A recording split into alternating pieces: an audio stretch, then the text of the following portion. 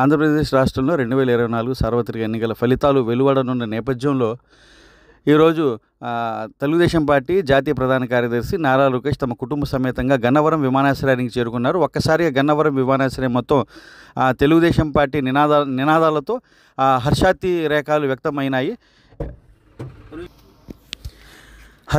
ఒక్కసారిగా తెలుగుదేశం పార్టీ నినాదాలతో గన్నవరం విమానాశ్రయం మొత్తం హర్షాతిరేకాలు వ్యక్తమవుతూ ఉన్నాయి. ఏది ఏమైనప్పటికీ సార్వత్రిక ఎన్నికల ఫలితాలు వెలువడడానికి కొద్ది గంటలు మాత్రమే ఇంకా సమయం ఉంది.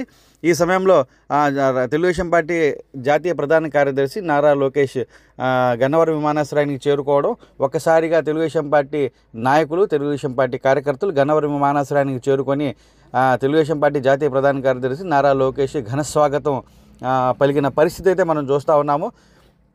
ప్రస్తుతం ఏదైతే దేశవ్యాప్తంగా కానీ ముఖ్యంగా ఆంధ్రప్రదేశ్ రాష్ట్ర వ్యాప్తంగా కొన్ని సర్వే సంస్థలు కూటమికి అనుకూలంగా ఏదైతే సర్వేలు వెల్లడించాయో, కూటమి అధికారంలోకి రానుందని చెప్పి సర్వేలు వెల్లడించాయో, ఈ సర్వేల ప్రభావంతో ఏదైతే సర్వేలు వెల్లడించాయో ఈ సర్వేల ప్రభావం కానివ్వండి, ఈ సర్వేలు కూటమికి అనుకూలంగా రావడంతో ఖచ్చితంగా 2024లో తెలుగుదేశం పార్టీ అధికారంలోకి రానుందని, ఆంధ్రప్రదేశ్ రాష్ట్రంలో అధికారం చేపట్టనుందని చెప్పేసి నారా లోకేష్ చాలా ధీమాగా ఉన్నారు.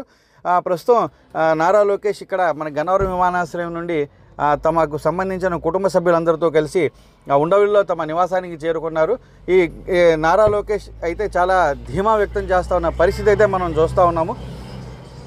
2024 సార్వత్రిక ఎన్నికల్లో కూటమి అధికారంలో రానుందని, తద్వారా తమ క్యాడర్లో కానివ్వండి, తెలుగుదేశం పార్టీ నాయకులు, కార్యకర్తల్లో ఫుల్ జోష్ నింపి చాలా ఉత్సాహంగా నారా లోకేష్ చాలా ఉత్సాహంగా తమ కుటుంబ సభ్యులతో కలిసి తమ తెలుగుదేశం పార్టీ నాయకులు, కార్యకర్తలందరికీ అభివాదం చేసుకుంటా ఉండవల్లిలోనే తమ నివాసానికి చేరుకున్న పరిస్థితి అయితే మనం చూస్తూ ఉన్నాము.